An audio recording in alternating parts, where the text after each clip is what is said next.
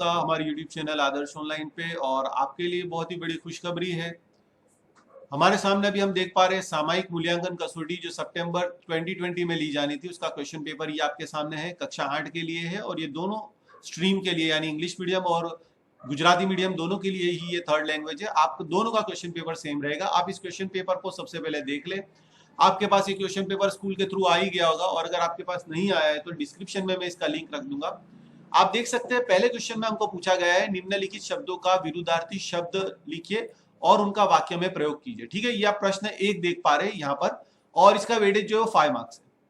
शब्द हमको दिए गए प्रभात, शीतल, संभव, स्नेह, समझ। आगे बढ़ने से पहले मैं आपसे मेरी ये रिक्वेस्ट है, गुजारिश है, आप हमारे चैनल को सब्सक्राइब करें, स्पेशली बेल आइकन को क्लिक करें ताकि जब भी आपके स्टैंडर्ड के वीडियोस हम अपलोड करें आपको उसकी नोटिफिकेशन मिल जाए। कमेंट और लाइक करना ना भूले। देखिए, हम आपसे और कुछ नहीं चाहते, आपके सब्सक्राइब करने से जो है हमको बहुत ज्यादा इंस्पायर मोटिवेशन मिलेगी और हम आगे भी आपको इसी प्रकार जो एजुकेशनल वीडियोस है वो अपलोड कर पाएंगे। प्रश्न 2 में हमको एक कहानी दी गई है, चित्रों का अवलोकन करके अपने शब्दों में कहानी लिखिए। ठीक है, आप ये देख पा रहे हैं 5 मार्क का वेटेज है। कटियारा जो है, जो लकड़हारा जो कहते हैं वुड कटर, ये यहाँ पर एक पेड़ काट रहा है, फिर उसकी कुहाड़ी गिर जाती है, फिर जो देवदूत है वो प्रकट होते हैं और उसे सोने की कुहाड़ी देते वगैरह वगैरह। कहानी काफी पुरानी है कटियारे की, आपने सुनी होगी। और इसके बाद हमको आगे इस प्रकार पूछा है कि सूचना अनुसार लिखे शब्द कोश में के क्रम के मुताबिक प्रथम स्थान में आने वाले शब्द ढूंढिए। शब्दकोश के क्रम के मुताबिक सही विकल्प चुनिए। शब्दकोश के क्रम के मुताबिक तीसरे स्थान में आने वाला शब्द ढूंढिए। शब्दकोश के क्रम में लिखिए। और वहां से आगे बढ़ते हैं, हमको एक पैराग्राफ दिया हुआ है, इस पैराग्राफ के मुताबिक हमको सवालों के जवाब देने हैं। जैसे आप देख पा रहे हैं, प्रातःकाल भ्रमण के लिए ऋतु तथा मौसम उपयुक्त होता है। और इस तरह से वेदों के अंदर जो दिए गए थे ऋषि मुनि के अनुभव के मुताबिक हमको पैराग्राफ के अंदर से आंसर देने हैं। ये सब चीज आपके लिए मैं लिख कर ला रहा हूं। आप इस वीडियो को अंत तक देखिए, हमारे चैनल को सब्सक्राइब कीजिए। 5 मार्क का वेटेज है दोस्तों इसका। और आखिर में यदि मैं नेता होता तो इस पर 100 मार्क्स का हमको निबंध लिखना है, वो निबंध भी मैं आपके समक्ष रखूंगा। आप हमारे साथ बने रहिए। Very best of luck to you. Thank you.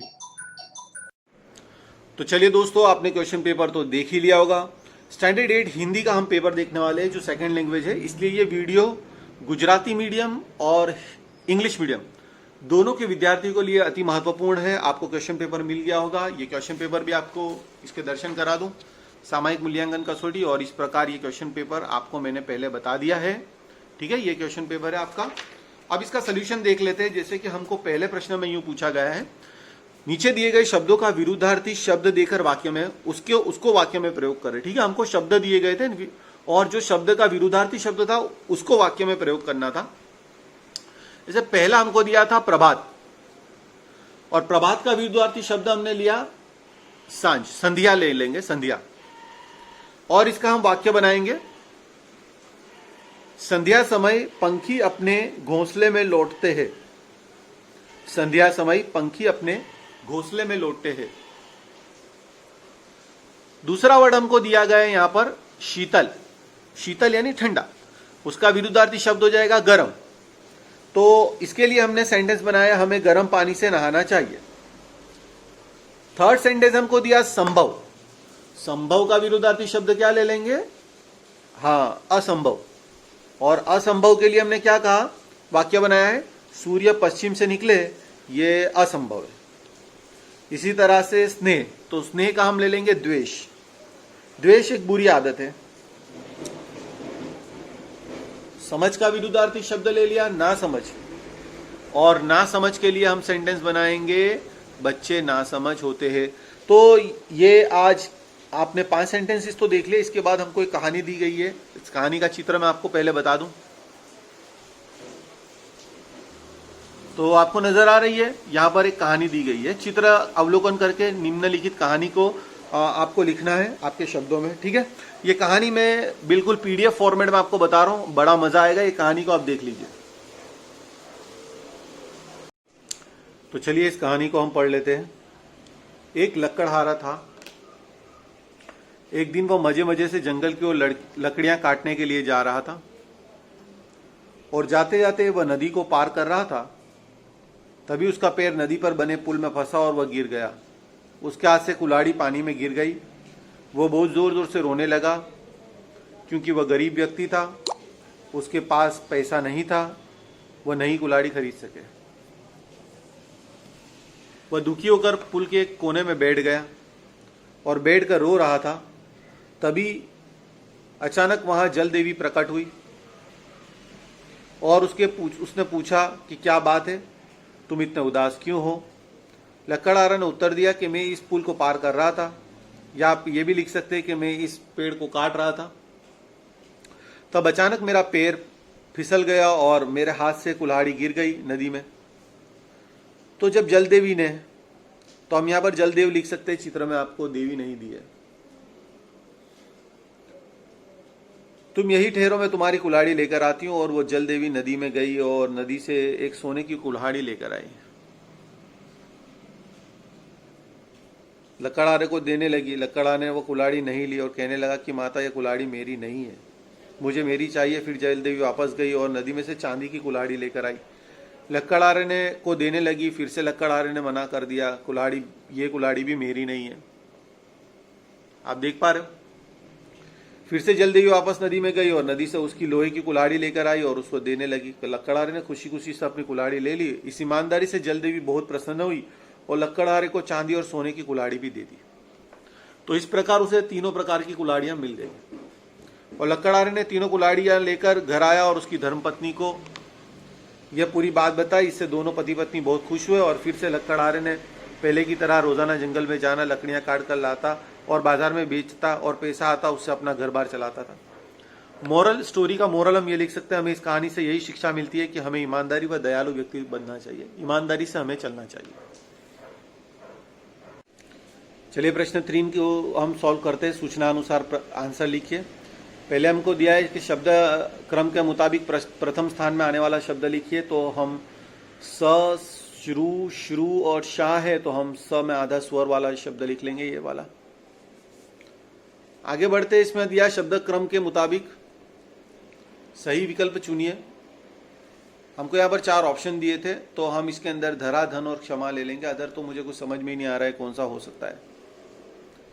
इसके बाद हमको शब्दकोश के क्रम में हम रखेंगे, तो तीसरे स्थान पर आने वाला शब्द जरा समझ लीजिएगा, थर्ड रैंक पर भ आएगा, क्योंकि पहला क हो सकता है, फिर म होगा, फिर भ होगा, फिर र होगा, तो भारती जो है वो थर्ड रैंक पर आएगा। इसके बाद नीचे दिए गए शब्दों को क्रम में लगाए। आप क्रम में लगाने से पहले यहाँ पर क्षमा, ज्ञानी, कागजात, गमला, अंबर और आंगन दिया हुआ था। और हम जब इसको क्रम में लगाएंगे तो आपको बता दूं मैं कि पहले क्रम के ऊपर अंबर आएगा, फिर आंगन आएगा, फिर कागजात क, इसके बाद गमला ग, उसके बाद अक्ष के बाद अग्न आता है, इसलिए 5 और फिर 6 ज्ञानी हो जाएगा। अंबर, आंगन, कागजात, गमला, क्षमा और ज्ञानी। तो चलिए दोस्तों आगे बढ़ते हैं। प्रश्न क्रमांक 4 में हमको एक पैराग्राफ परिच्छेद दिया हुआ था और परिच्छेद के रेफरेंस में हमको आंसर लिखने थे। बढ़िया से हमने आंसर लिखे हुए नोटबुक में और वो आपके सामने मैं रख रहा हूं। आप सवाल देखिए तब तक।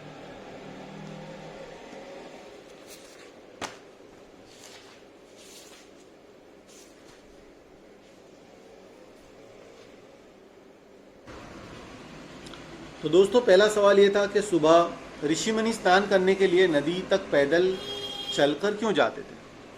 तो हमने कुछ इस प्रकार इसका आंसर लिखा है। प्रश्न क्रमांक 4 का पहला आंसर, ऋषिमुनि स्नान करने के लिए नदी तक पैदल चलकर जाते थे क्योंकि प्रातःकाल उठने तथा भ्रमण करने से मनुष्य स्वस्थ,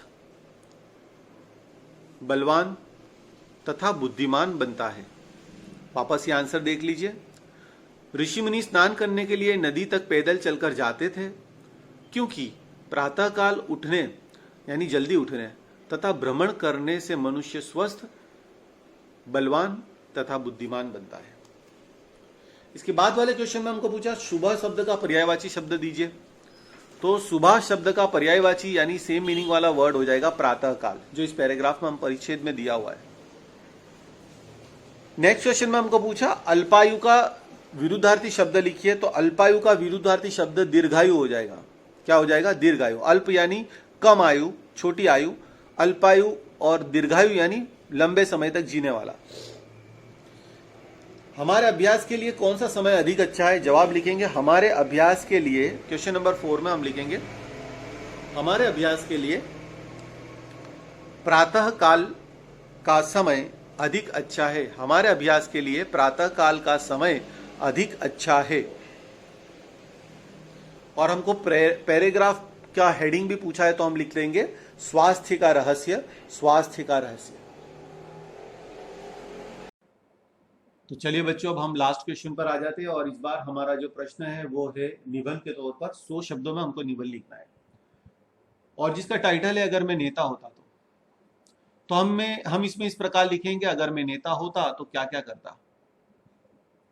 अगर मैं नेता होता तो क्या करता? जाहिर सी बात है देश की सेवा करता।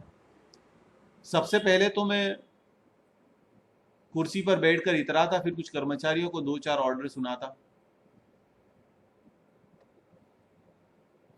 फिर अपने अंडर आने वाले काम का ब्यौरा लेता। सबसे पहले जो काम निपटाने हैं उन सब की एक लिस्ट बना लेता, जो काम कभी से पेंडिंग है उनको पूरा करता। फिर कुछ देर के लिए सफेद पोशाक छोड़ सादे कपड़ों में रंग जाता और बिना सरकारी सेवाओं के जनता के बीच निकल जाता। करता लोगों से बातचीत, उनके दुखड़ों को सुन लेता, उन सभी के प्रॉब्लम्स की एक शीट, एक लिस्ट बना लेता। फिर वापस अपने दफ्तर आकर अपनी पोशाक पहन लेता और उस लिस्ट में लिखी सारी प्रॉब्लम्स का एक एक करके निपटारा कर लेता।